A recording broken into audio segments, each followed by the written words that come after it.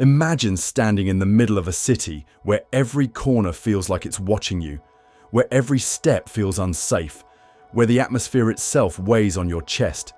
You see boarded up shops, graffiti screaming anger and despair, addicts slumped over benches, police sirens echoing like background music. This is not a dystopian film set. It's home to thousands of people across the UK. In 2024, police discovered a massive cannabis farm in an abandoned office block.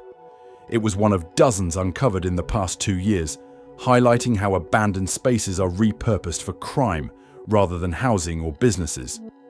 The City of Culture initiative has brought art installations, music festivals, and tourism dollars. But locals feel these events gloss over deeper problems. They put flowers on a corpse, one shop owner said. It looks good on TV, but step 2 streets over, and it's the same old story. Poverty, drugs, and crime. This duality, culture on display, decay in the shadows, creates a sense of irony that locals find bitter rather than sweet. For many residents, Bradford feels like a trap. Those with means leave. Those without endure. For some, the despair is so great that homelessness, despite its dangers, feels like liberation. You're already living in survival mode. At least on the streets, you're free. Bradford is just the beginning. As grim as it sounds, it's not alone. Across the UK, there are other cities where hope is evaporating, where survival overshadows living. Bradford was just the first stop in our journey through the UK's most unlivable cities. It's a place where art festivals collide with daily fear, where regeneration masks desperation. But it's far from the only city where life has become a fight for survival. Across the country, other communities have been left to rot. Places where hope is a stranger and survival is the only goal. 2 cities in particular stand out, Middlesbrough and Blackpool. One was once an industrial powerhouse, the other a seaside jewel. Both have been hollowed out by decades of neglect, and both now rank among the most dangerous, deprived and demoralised places in Britain. Middlesbrough, on the banks of the River Tees, was built on industry. Steelworks and shipyards gave it life, jobs and pride. But when those industries collapsed, they left behind a vacuum, and nature abhors a vacuum. What filled it wasn't opportunity but despair. With a crime rate of 161.6 crimes per 1,000 residents, Middlesbrough is one of the most dangerous towns in England. Violent assaults and stabbings are common headlines. On estates like Hemlington, residents talk about feral gangs of youth who roam the streets on quad bikes, throwing stones at cars, smashing windows, and intimidating anyone who dares to challenge them. "We don't go out after dark," one woman said. "Even during the day, you keep your head down. You just hope they don't notice you." Police presence is limited, and when officers do respond, they're often outnumbered or too late. Fear rules these streets more than any law. The drug trade flourishes in places where legitimate jobs have vanished. In Middlesbrough, heroin and crack cocaine have carved deep scars into the community. Spice, cheap and devastating, has turned users into zombies stumbling through the city centre. Dealers operate openly, with police struggling to keep up. Addiction feeds crime. Burglaries, muggings, and violent robberies rise as addicts search for their next fix.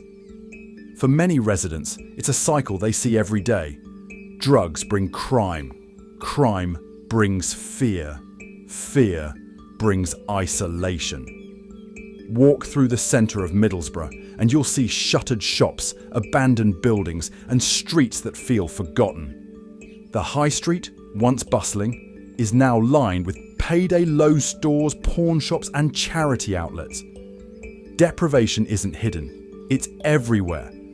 Statistics back up what residents already know. Middlesbrough consistently ranks among the most deprived areas in England. Child poverty rates are high, life expectancy is low, and unemployment remains stubbornly above the national average. The emotional atmosphere. What makes Middlesbrough particularly painful is the loss of hope. Young people grow up knowing they'll have to leave if they want a future. Those who stay often feel trapped. A young man named Liam shared, "I've been on universal credit for 2 years. There's nothing here. You apply for jobs, you hear nothing. I just want to leave, but I don't have the money."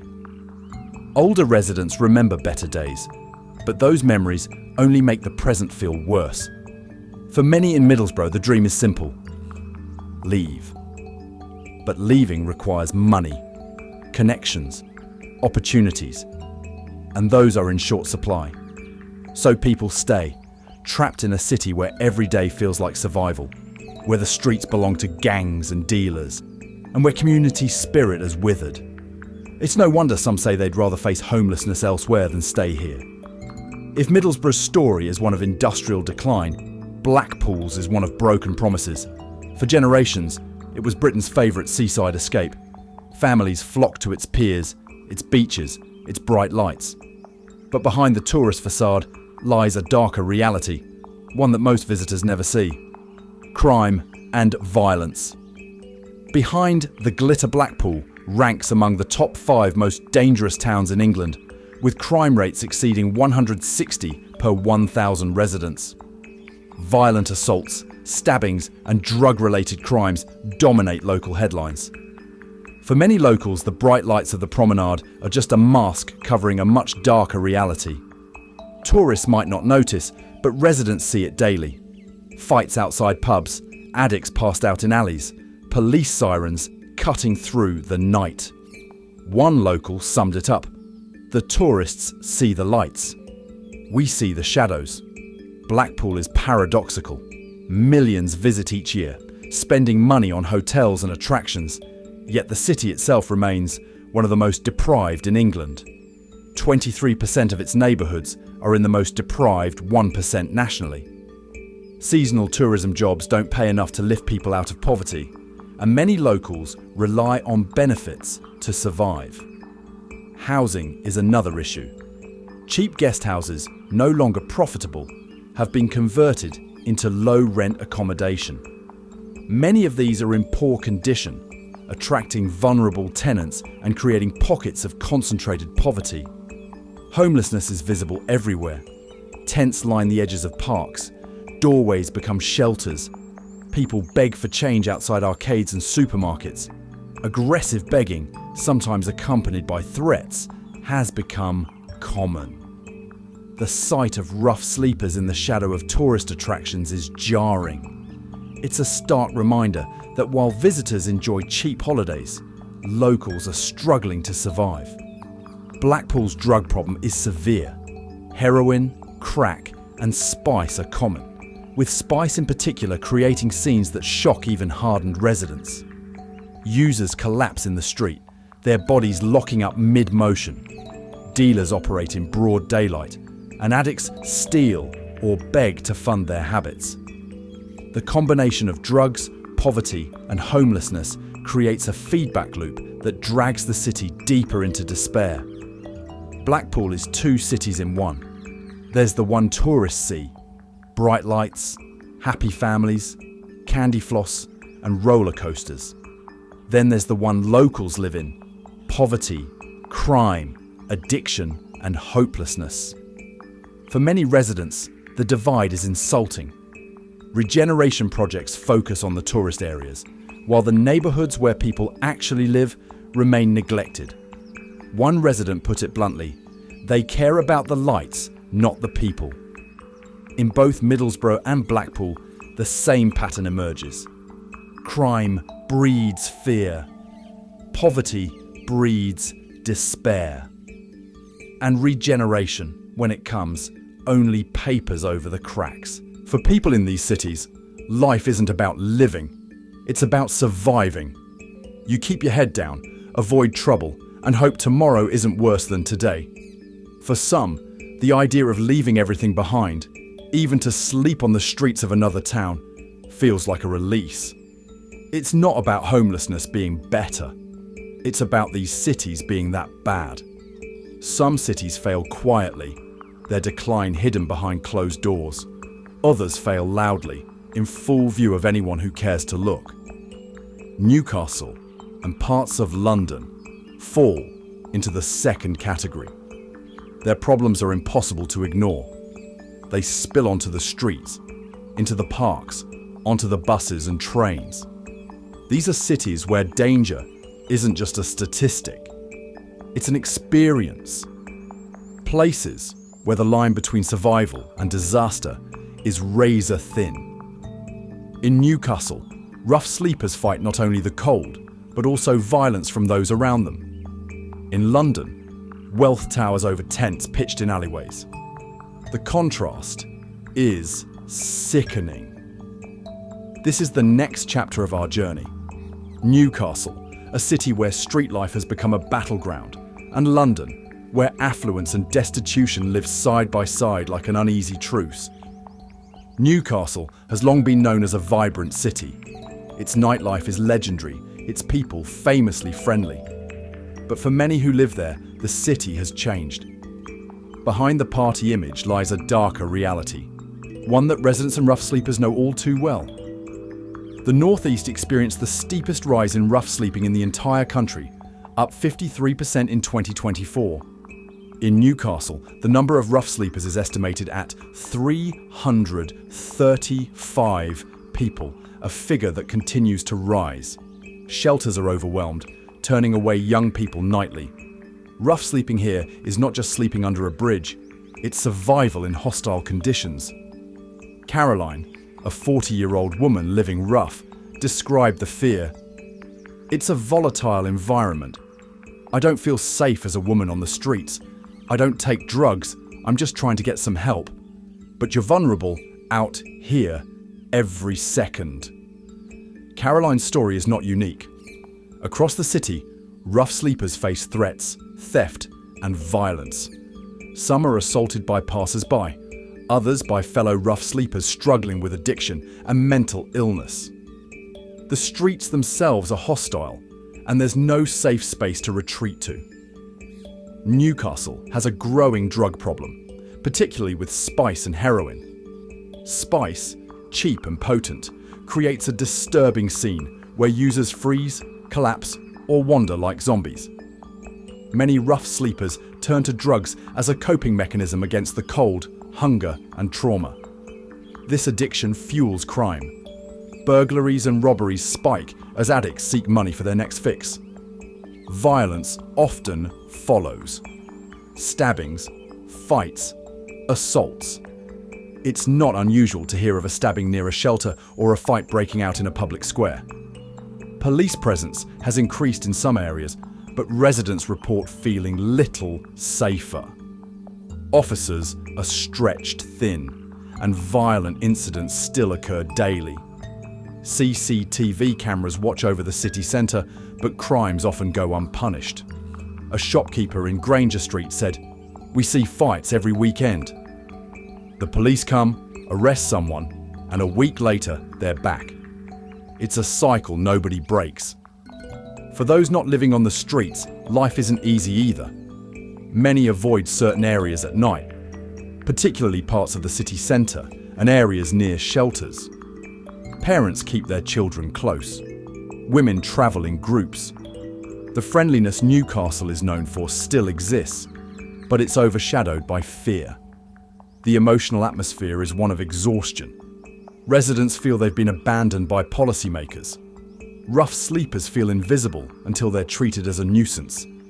Everyone feels the strain of living in a city that's lost control of its streets.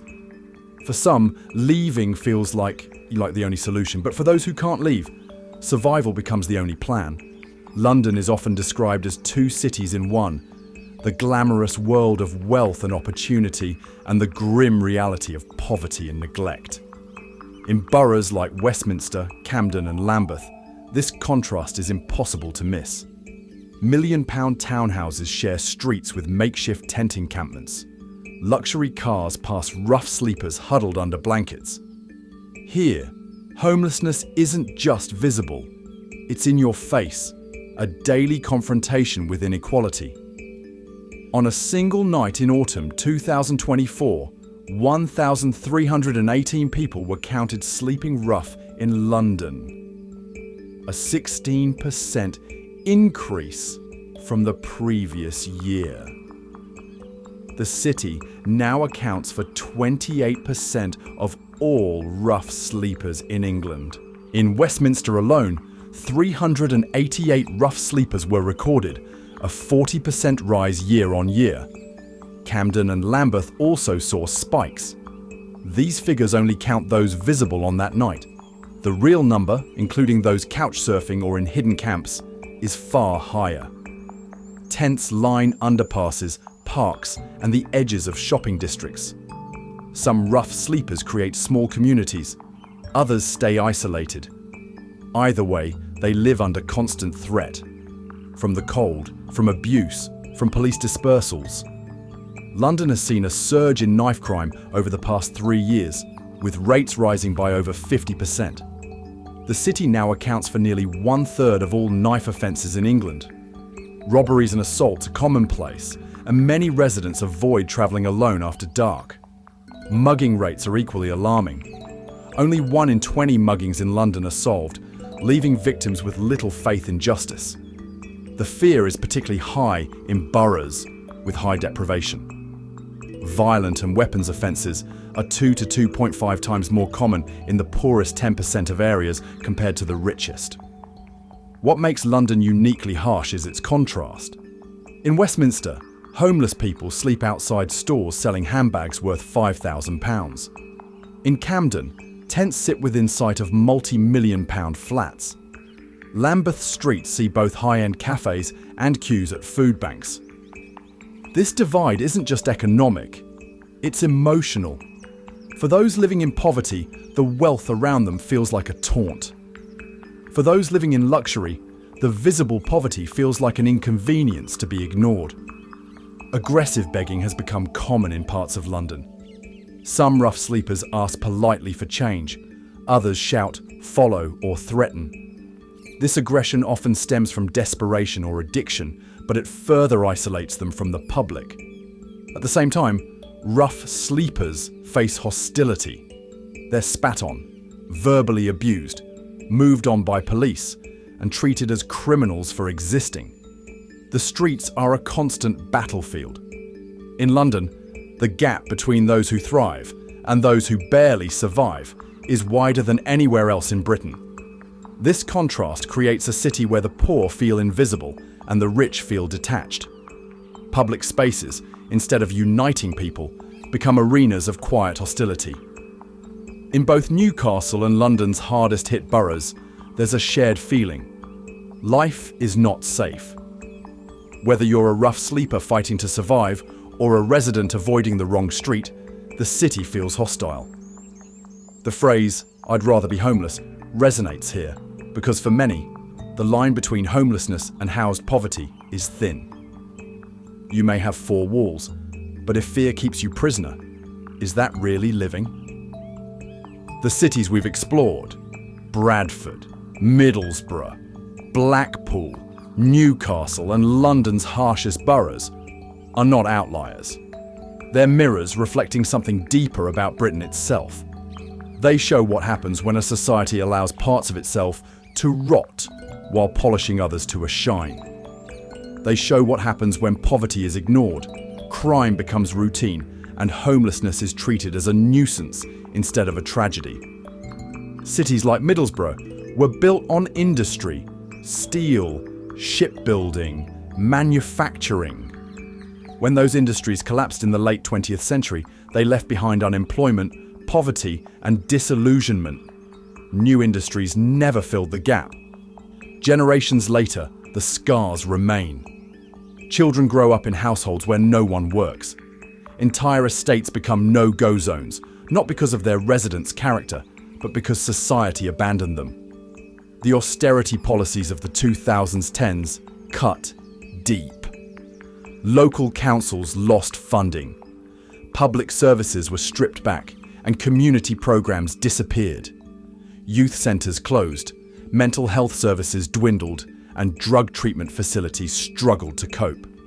The result? Crime rose. Homelessness surged. Vulnerable people fell through the cracks.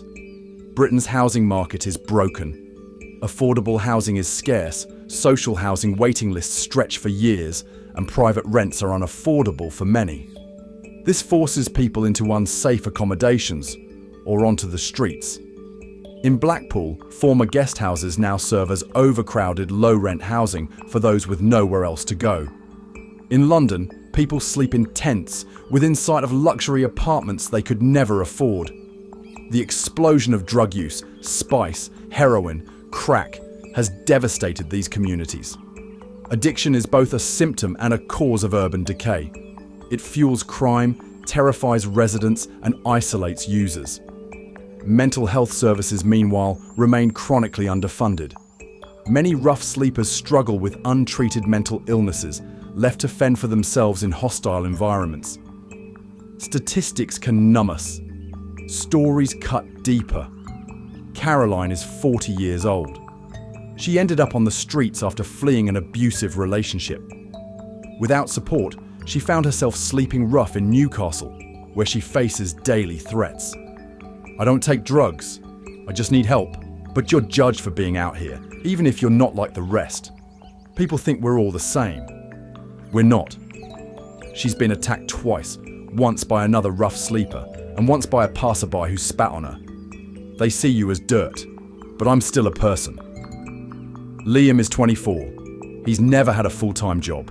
He grew up on an estate where gangs control the streets. He wants to leave, but without money, he can't. You either join them or you keep your head down. I'm not a gang guy, but it's hard when they're the only ones with cash. His dream is to move to Manchester. For now, it's just a dream. Sarah is a single mother of two.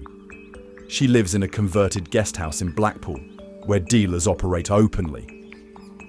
"I take my kids the long way to school to avoid them.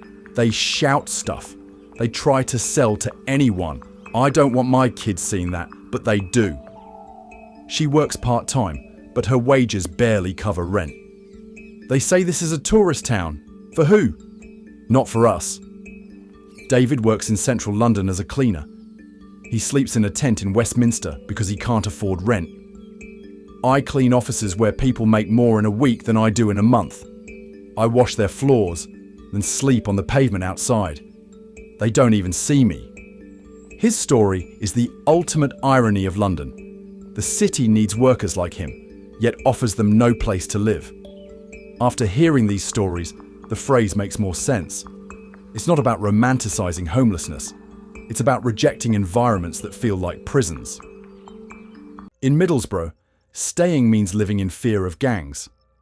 In Blackpool, it means raising children in a city that seems to have given up on itself. In Newcastle, it means feeling unsafe even in shelters. In London, it means working in the shadow of luxury you'll never touch. For some, homelessness, despite its dangers, represents freedom. You're still struggling, but at least you're not trapped in a city that crushes your soul. There is. But it requires more than lip service. Finland nearly eradicated rough sleeping by giving people homes first, then offering support. Britain could adopt this model, but it requires funding and political will. Mental health support, addiction treatment, and youth programs are essential. Cutting these services is like cutting the city's lifeline. True regeneration doesn't mean building shiny shopping centres. It means investing in people, education, job training, community spaces, affordable housing. Policing must go beyond enforcement. It must rebuild trust with communities. Safety isn't just about arrests. It's about making people feel secure in their own streets. The decline of these cities isn't inevitable. It's the result of choices. Economic, political, social. And those choices can be reversed. But it requires acknowledging the depth of the problem, not hiding it under festivals or fancy developments. The phrase, "I'd rather be homeless than live here," is a cry for help, not a choice. It's a sign that parts of Britain have been left behind so badly that even the most basic expectations safety, dignity, hope have been stripped away. We've walked through cities where fear is constant, where poverty is visible, where hope is rare. But we've also seen resilience. People like Caroline, Liam, Sarah and David who keep going despite everything. These cities don't need pity. They need action. They need investment, compassion, and a government that refuses to let them die quietly. Until then, that haunting phrase will continue to echo through the streets. I'd rather be homeless than live here. This isn't just about Bradford, Middlesbrough, Blackpool, Newcastle, or London. It's about Britain. It's about what kind of country we want to be. One where people feel trapped in hostile cities, or one where every city offers dignity, safety, and hope? The answer lies in what we choose to do next.